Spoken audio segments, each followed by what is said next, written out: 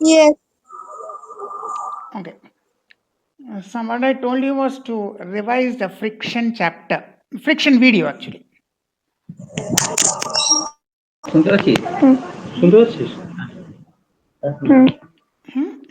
Did you revise that? তিন লাগে না তোরা? হ্যাঁ, তিন লাগে। Did you revise that friction chapter? হ্যাঁ। So, first revision, then I'll tell you about some of the tricky things. What is friction? How did you define friction? I will make it a little bit bigger. Okay. So, what is friction? How did we define friction? Friction. What will write? What is friction? Friction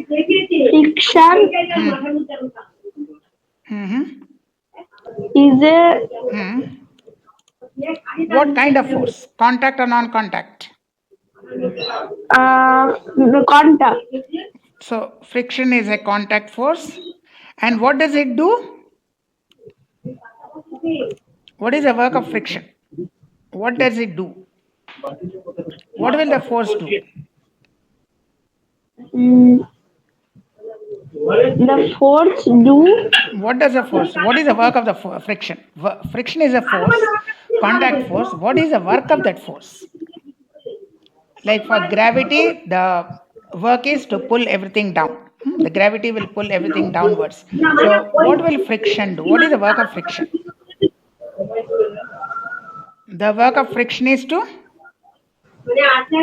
oppose motion. Oppose motion, that is prevent motion. Try to slow down motion or oppose motion. Right? Can you hear? Yes. Go on, reply. So the work of friction is to oppose motion. So friction is a contact force that opposes so it will be opposes, that opposes motion. Now up to this you can write, but it will be better if you write this part between surfaces. This part, it is better if you write, but even if you don't write, it's okay. Right? This is something which I'm saying that actually this you have to write in higher classes. When but this one part you may or may not write. It is better if you write, but even if you don't write, it's okay. This part between surfaces. Now don't put it in bracket. When you write, don't put brackets. You will write it as a full sentence. I mean, what I'm showing you was you may write or you may not write. So don't put a bracket, or I will remove the bracket actually. Don't put this bracket. When you write, it will be like this. And between surfaces, even if you omit, it's okay. Even if you write friction is a contact force that opposes motion, full stop. Here you put the full stop after motion and you do not write this, then also it is okay. But in higher class like 8 and 9, we are required to write this. So it is up to you whether you can remember or not. For class 6, this is okay. Friction is a contact force that opposes motion, full stop. Perfect. But for class 8 and 9, you have to write friction is a contact force that opposes motion between surfaces. Two surfaces. Right? Okay. This part is okay? Okay. Friction is a contact force that opposes motion. Either you can put a full stop here, or what you are required to write, you can write between surfaces. So that part is okay. Now, we were doing the, what are the friction? What are the main problems in friction? Problems we were calling disadvantages. Problems we were calling disadvantages. What were the three main problems of friction? What were the three main problems of friction? Wear and tear. Very good. Wear and tear. Then?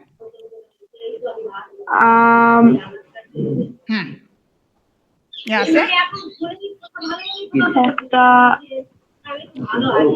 Heat production, the thing will become very hot. A running machine becomes very hot. Heat production, lot of heat is produced. The machine becomes hot. And third one, Uh, mm, third point. First, और इसे भाषण कर रहा है one is wear and tear, one is heat production. The thing will become very hot. You see a mixer grinder. After running, it will become very hot. Heat production and wastage of fuel or power. Means petrol, diesel, or whatever it is. Or power means electricity. You are wasting power because of fuel. These are the three main disadvantages. Got it? got it So the three main disadvantages: wear and tear, heat production, and wastage of fuel. How will you define wear and tear? What is wear and tear? How will you write?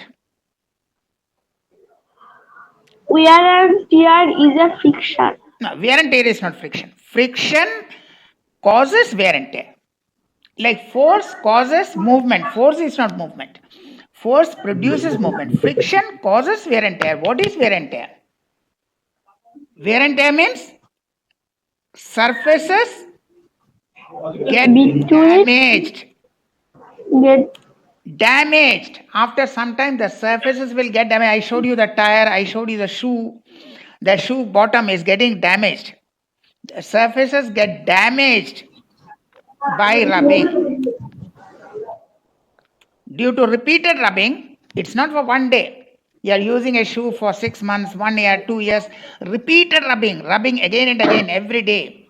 So by rubbing many times, the surfaces get damaged. Right? This is a wear and tear. Wear and tear is not friction. Friction is a force. Wear and tear is a damage. Damage caused by rubbing. When you go on rubbing something, the wear and tear. And like I showed you the old tires. The old tires, all the pattern, the design is damaged. In old shoes, the bottom of the shoes, all this, that is the surfaces get damaged by rubbing. That is wear and tear. But friction causes wear and tear. Okay, wear and tear is not friction. Wear and tear is not friction. Wear and tear is not heat. Heat is different, wear and tear, friction is different. But friction produces heat. Wear and tear is not fuel. Friction is not fuel. Friction causes wastage of fuel. Friction causes heat production. Friction is not heat. Friction causes wear and tear. Friction is not wear and tear. The simplest thing, if you want to say in friction, is friction equal to rubbing. That you can say. Friction actually is equal to rubbing. Rubbing produces friction. This is the thing which you can say, rubbing produces friction. That's the maximum thing I can say. But here I am asking the disadvantage. Friction causes wear and tear. Friction is not wear and tear. Friction produces wear and tear.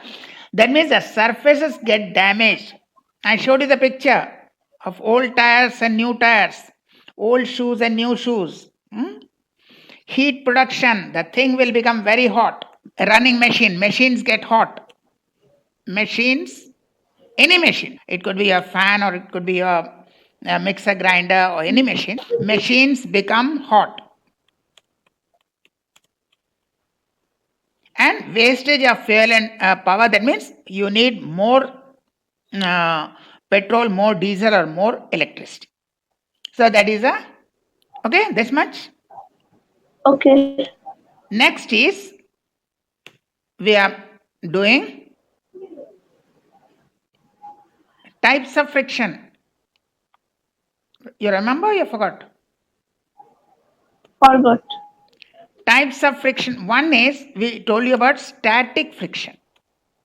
Static friction. What is static friction? The body is not moving. When the body is not moving, it is called static friction. You are pushing, but the body is not moving. You are pushing a thing, you are pushing or pulling. A man is pushing or pulling something, but the body does not move. But the body does not move. You are pushing a chair, but the body is not moving. But the chair is not moving. You are pushing a table, but the table is not moving. You are pushing the fridge is not moving. So this is the friction is static friction. So static friction balances a push or pull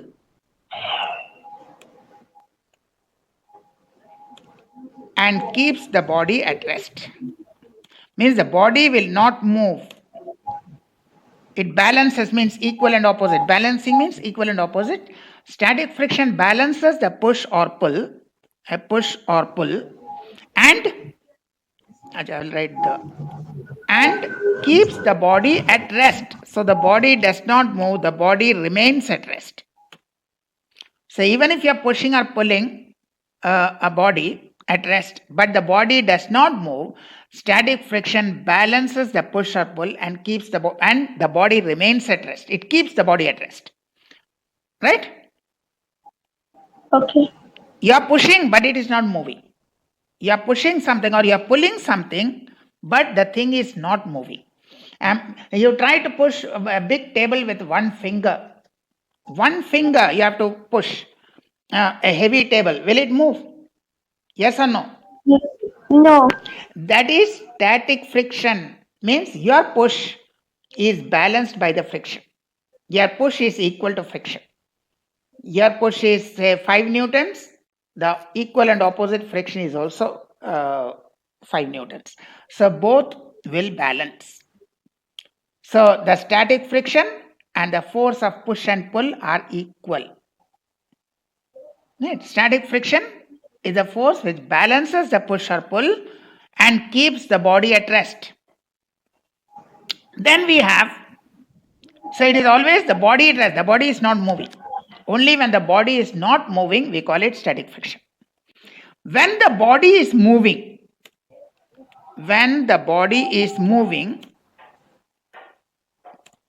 or body starts sliding,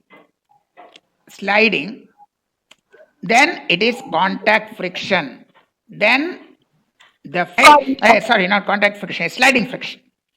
Then it is sliding friction. When the body starts moving or sliding, then the friction is sliding friction. Sliding friction. When the body is not moving, it is static friction. The body is not moving. If you are pushing, if you are not pushing, then there is no friction. If you are not pushing, then no friction. The body will be at rest. If you are pushing and still the body is not moving, then it is Static friction.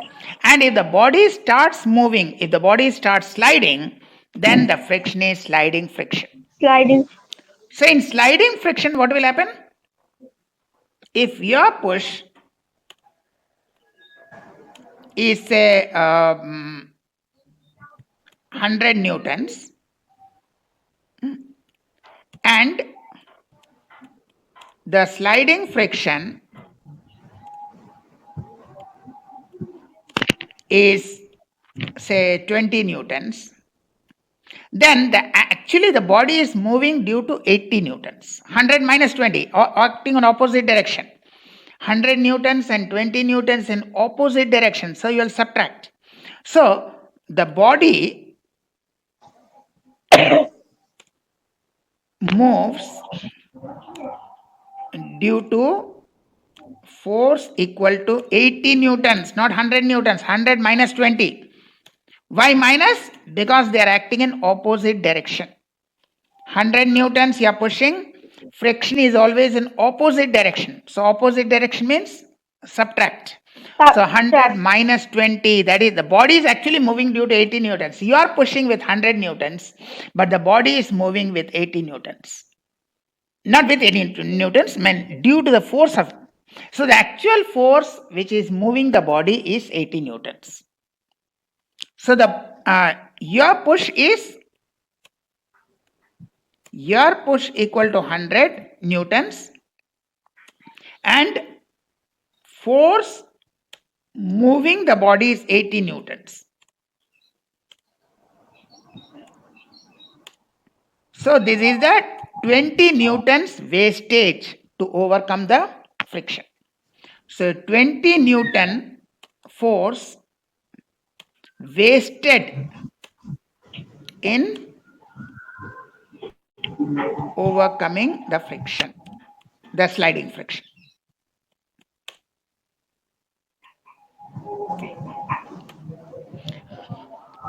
Right, so there is a it is your, and in this case the body doesn't move. So static friction, the body is not moving, so the force is equal to friction. Your push or pull is equal to friction.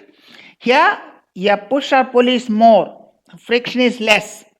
So if your push is 100 and the friction is 20, actually the body will move only due to force of 80 newtons. That means only 80 newtons will move the body, 20 newtons force wasted in overcoming the sliding friction. Okay, this much? Okay. So again, once again, so what happens if a man pushes a body and it does not move? Static friction. A man pushes, it can be also pulls, pushes or pulls, same thing, pulls a body but the body does not move. Not move. Pulls a body at rest, the body is not moving initially, the body at rest I should say. A man pulls or pushes a body at rest but the body does not move. So in this case Static it is friction. static friction and it is equal and opposite to the pull or push. It is equal and opposite to pull or push. The two forces must be equal, balanced forces. So they are balancing each other, balanced forces. The push or pull and the friction are balanced. So the total effect is 0. So net effect 0. 0. And the body remains at rest. The body remains at rest. It was at rest, it remains at rest. At rest. The body will remain at rest means the body will not move. The body was not moving. Even after you push, it is not moving. You push an elephant, it will not move. Because the friction, it will not move at all. That was static friction. So the net effect should be 0. That is a. So ultimately you get, this is the thing. Net effect is 0. That is the reason why the body is not moving. The body is not moving because of this. Because your net effect is 0. This is what we call balanced forces. This is what we call balanced forces. This one we call it balanced forces. So when we say this is balanced forces, right? Yes. So static friction means you are pushing. If you are not pushing, then there is no friction. If you don't push it, then there is no friction. There is a table. I am not pushing, then the friction is 0.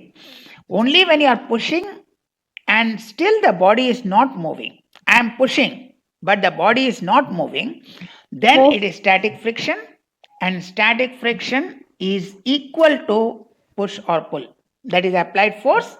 So the net effect is 0 and the body will not move, the body will remain at rest. It was at rest, still it is at rest because the net effect is 0. Friction minus pull or pull minus friction equal to 0. Both are equal. So pull minus friction equal to 0. Pull is 10 newtons, friction is 10 newtons. Pull is 20 newtons, friction is 20 newtons. Pull is 40 newtons, friction is 40 newtons. So net effect 0. Then we got sliding. Now the body is sliding. Body is moving or sliding. So a man pushes a body at rest and it starts moving or sliding. Now the friction is a sliding friction. But the push or pull will be bigger. Push will be greater than push or pull, of course. Always it is push or pull. Right? It is always, it can be push or pull, anything. So the push or pull, their push or pull was equal to friction. Here, static friction equal to push or pull. Here, push or pull is greater than sliding friction. More. And the actual force moving the body will be subtract. Push is 100 newtons, friction is 30 newtons. So 100 minus 30 equal to 70. If push is push or pull, same thing I'm saying, push or pull, whatever it is. If push or pull is say 100 newtons and sliding friction will be always less. It can't be 100, it can't be more than that. It will be always less. Otherwise the body will not move. A sliding friction is 25 newtons. Then the unbalanced force. There it was balanced force. Now it is unbalanced force. Unbalanced force that moves the body is equal to 100 minus 25. That is 100 minus 25 equal to 75 newtons. So the body is moving because of the force 75 newtons. 75 newtons force is used for moving the body.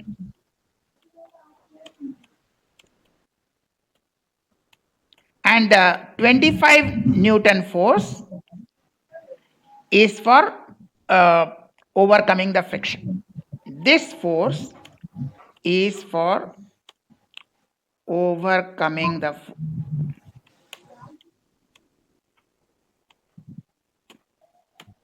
this 25 Newton force will be for overcoming the Newton.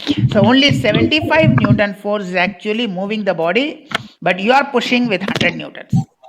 You are pushing with 100 newtons, 25 newtons will be used for opposing the friction, and the remaining 75 newtons will be used for moving the body. Okay? Okay. Then that part is there. Now,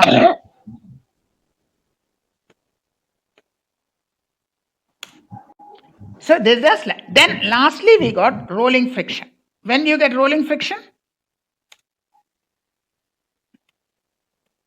When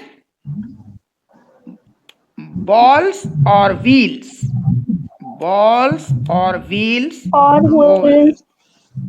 roll on a surface. When balls or wheels roll on a surface, rolling, it has to be either ball or wheel. Only balls and wheels will roll. When balls or wheels roll on a surface, it is rolling friction. Where do you find ball bearings? I showed you the example. Ball bearings. Similarly, your wheels under heavy gates. Wheels or balls on sliding panels, means sliding doors, sliding panels, and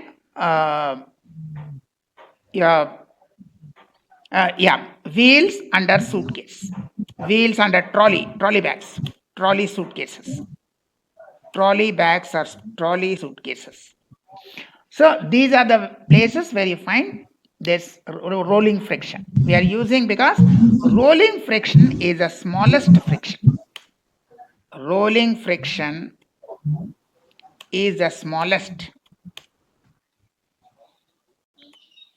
Next is your sliding friction. Next is sliding friction, and last is static friction. when the body is not moving at all. So rolling very less, then sliding, then static. So your friction, if you are asked to arrange, rolling less than sliding, less than static. Or the reverse way you can write static greater than Slide, sliding, sliding, greater than rolling. rolling. Right? This is the so in order it will be like this. Now this part is okay. Okay. Sliding, rolling. Surface is wet. Surface is wet. When the surface is wet, like you slip on a wet surface, wet road. We slip and fall on a wet road. If the road is wet, or in bathroom you are more likely to fall. Then similarly, brake. If you are driving a car or anything, braking when you're putting brakes is more difficult on wet roads. More difficult on wet roads. You are more likely to slip in the bathroom than in the living room because bathroom is wet. Similarly, braking is more difficult on wet roads. You are more likely to slip on a wet road. So wet means friction is less. Friction is less, not greater. Friction is less when the road is wet. We said the opposite. Friction is less. That means friction is more when the surface is dry. Dry surface means more friction. Wet surface means less friction. Friction is less. Friction is less when the surface is wet. That means you will slip and fall more easily if the bathroom is wet or road is wet. And braking a car, braking a bicycle, braking a bike, braking a lorry, braking a bus, more difficult on wet roads. Then second is, if surface is oily or slippery, like lubricated, that grease and oil, lubricated machinery, you put grease to decrease friction. Oily or slippery. And also I showed you one more example, that is soap. Soap is slippery. It reduces friction or decreases friction. Reduce means decreases. Reduces or decreases.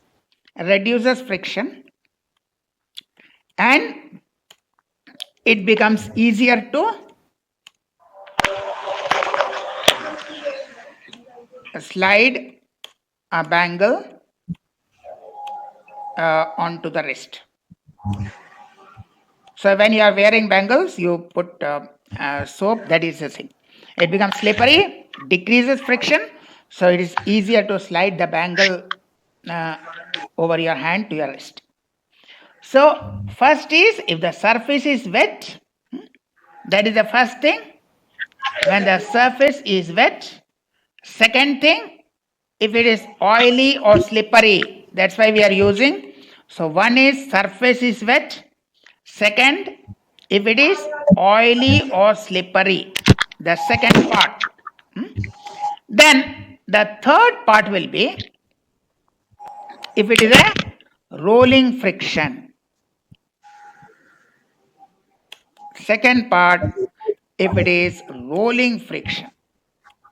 Yeah, before that, rolling friction, one more thing. If the surface is smooth, then the friction is less. Surface should be smooth. See this one. See this surface. This surface is smooth. And see this surface, rough surface. You can see? Yes. So rough surface means more friction, smooth surface means less friction. Surface is smooth. That's what we said, like applying sprinkle talcum powder on carom boards. Or polishing the floor with machine. Polishing the floor with machine. I think if you can go to that Toten's house, you can see that they are making the new, the polishing is, but probably they are not using machine. They are doing it by hand. But in other cases, they do with machine. And lastly, that is what we said, rolling friction. Using wheels and ball bearing. Rolling friction using wheels and ball bearings. Ball bearings, I showed you, that picture. Yes. Ball bearings between two wheels. Open anything, you will find ball bearings. So that is a rolling. So there are methods of decreasing friction. What we are doing, decreasing friction. One, making the surface wet. You make the surface wet, that is point 1. To decrease friction, not increase, decrease friction. Make the surface wet, make the surface oily or slippery, make the surface smooth, and use wheels or ball bearings. Right? These are the 4 methods by which you can decrease friction. So increasing friction will be just the opposite. Increasing friction, it will just be the opposite. These are decreasing friction. So if you say I want to increase friction, just do the opposite. One is dry. These are for increasing, that is for decreasing. So increase, dry surface. No water, no oil, nothing. Dry surface. Right? Dry surface. Second is increase friction. That was for decreasing friction. This is for increasing friction. One is dry surface. Second, rough surface, not smooth. Rough surface. Like I showed you the treading on car. Tread on car tires, not treading. Sorry, not treading, tread. Treads on tires. That patterns, designs. Similarly, that patterns or designs at the bottom of your shoes. Bottom of shoe soles. Shoe soles. Patterns or designs to make it rough. So dry surface, rough surface, like tread on tires, pattern and designs at the bottom of your shoes, rough surface. Designs on this one, what do you call, tiles. You'll find the tiles with certain design, particularly on footpath and other things. Footpath, they put certain designs on the tiles. That is for increasing friction. So these are dry surface. Second is, what else? Dry surface, rough surface, and no oil or lubricant. Do not put, if you want to increase friction, no oil or lubricant. So these will increase the friction. Right?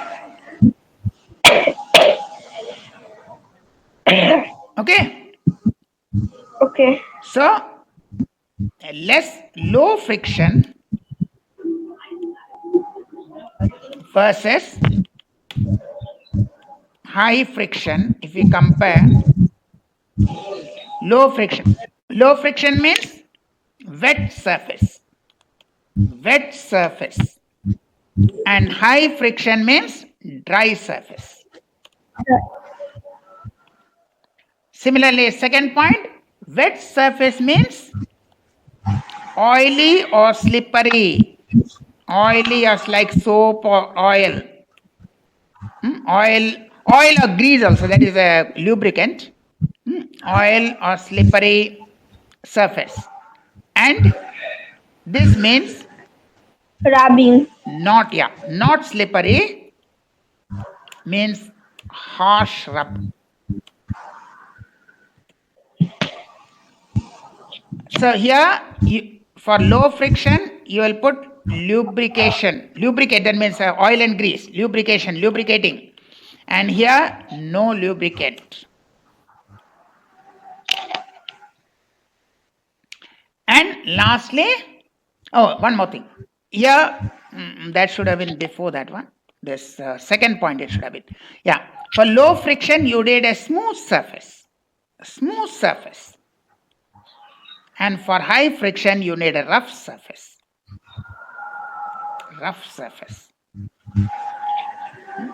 Here you need a smooth surface, straight line, plain. It should be a smooth surface. This is a smooth surface. And this is a rough surface, up and down. Many ups and downs. This will be a rough surface. And this will be even more rough. And there is a smooth surface. So smooth surface for low friction and rough surface for high friction. Similarly, wet surface for low friction, dry surface for high friction. Smooth, rough, oily or slippery. It should not be slippery, it should be harsh rub. Lubricate and no lubricant. Do not lubricate. And then lastly we had, for low friction, you can use wheels or balls.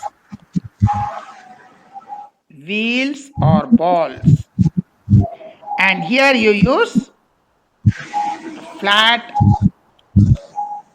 rough rub.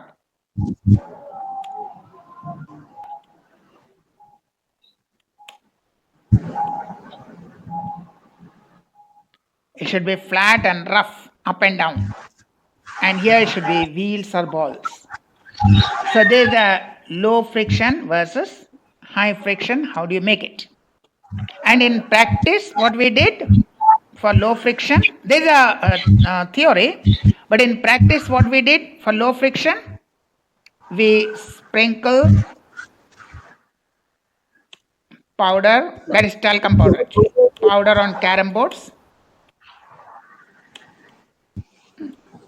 We polish floors. This is for decreasing friction. We polish floors. Then we lubricate machines. That is the moving parts of machine. Moving machine parts. Lubricate means putting oil or grease. We use soap to slide on bangles. Slide bangles, sorry, not slide on bangles. Slide bangles onto wrist. Onto your wrist. And we use wheels or balls. So this is the decreasing friction. Sprinkling powder on carom boards, polishing floors, lubricating oil and grease on the moving parts of machines, even your cycle. Using soap to slide bangles onto wrist and use wheels or balls. This is the decreasing friction. And for increasing friction, how do you make it rough? You may use tread patterns or tread designs on tires. Then patterns on shoe soles. And tire. And tire Tile, yeah. Patterns on tiles. Patterns or designs on tiles. Then shoes with spikes. Spikes means like nails, pins. So many pins for climbing mountains. Shoes with spikes for rock climbing. The shoes will have pointed pins for rock climbings. So this is how we are doing increasing friction. Climbing, I think, yeah, climbing. So these are how we increase the friction. Right? We always make it rough. Tread patterns on tires, patterns on shoe soles, patterns on tiles, shoes with spikes for rock climbing, how to make it rough, and we keep it dry. Bathroom may be wet, but we keep living room dry. Living room dry. Even if you spill water, you immediately clean it because you will slip and fall. The bathroom will be wet, but the living room should be dry. Always keep it dry. Right. So that will be your, or if your hands are slippery, still you can do it if you use a cloth. Supposing you use a rough cloth to pick up something or to open the lid, to open lid of a bottle. So if your hands are slippery, you will use a cloth. Use a rough cloth because your hands are slippery. Your hands are oily or soapy. You use a rough cloth to open the lid of a bottle. Increasing the friction. And that is decreasing the friction by powder on carom board, applying soap to slide the bangles onto wrist, lubricating, oiling, applying greasing. So these will be and also wheels, the wheels and other. Drag. What is drag? What is drag? When a Uh, body moves through air or water, like it can be bird flying, fishes, birds flying, fish swimming, or boats and ships or aeroplanes. So when body moves through air or water, that air or water will oppose the motion, will try to oppose the motion. This opposing motion, this is called drag. This is called drag. Sometimes it is also called resistance. Resistance or drag. So drag or resistance. So fish swimming, it will face, or you are swimming, even if you swim, you will find that water resistance or drag. Water resistance or drag. Bird flying, it will have air resistance. In that case, it will be air resistance, but that is also drag. That is also called drag. Similarly, a boat or a ship, water resistance or drag. If it is an airplane, air resistance or drag. So whenever moving through air, moving through water, you will have a resistance called drag. So water is a liquid, right? Water is a liquid and air is a gas. So the two together are called fluid. Fluid is a name given for common name. There is a common name. This is a common name given for liquid and gas together. Any liquid. It can be water, it can be oil, it can be petrol, it can be diesel, it can be coconut oil, it can be mustard oil. Any liquid and gas, any gas. Normally we have air, but any gas. Liquid and gas together, the common term is fluid. So what we were doing here, if we want to write in short, this part, okay, this part, we were writing. So if we can write this part, instead of air or water, we can write one word fluid. We can also write, if you want, fluid. Similarly, air or water, we can also write one word fluid.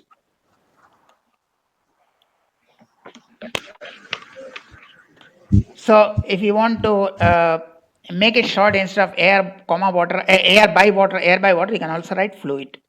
When a body moves through a fluid, that fluid, some article, the fluid will oppose the motion. That's called drag. Right? So drag is also called resistance, fluid resistance. So drag, if you want one word or one term, not one word, we call it fluid resistance. Fluid resistance means air resistance or water resistance. Air resistance or water resistance. Air resistance or water resistance is called drag. So when a body moves through fluid, air or water or any liquid or any gas, the fluid will oppose the motion. This is called the drag or resistance. Right? Up to this, okay? Okay. Now, how to minimize the drag? How to decrease the drag? To decrease the drag, when you are decreasing the drag means you are increasing the speed. Less drag means more speed. The opposing force will be less. You increase the speed. It will move faster. If the more drag means very slow, and less drag means you can move fast. So decreasing the drag or increasing the speed through water and air, we use streamlined bodies. Streamlined body shapes. The shape of a flying bird, the shape of a fish, the shape of an aeroplane, the shape of a boat or ship, that's called a streamlined shape. Boats, ships, fishes, that is for water. Similarly, birds, airplanes or aeroplanes, whatever you call it. Airplanes are also called aeroplanes, same thing. Aeroplanes and airplanes are same thing. So they will be having streamlined bodies. This is important, streamlined bodies. Or streamlined shapes. Either streamlined bodies or you can say streamlined shapes. Streamlined shapes. Why? To decrease the drag. To decrease fluid resistance or drag. Which is also called drag. So anything moving through water or air should be streamlined to decrease fluid resistance, decrease drag. So the streamlined, actually the shape will be like this.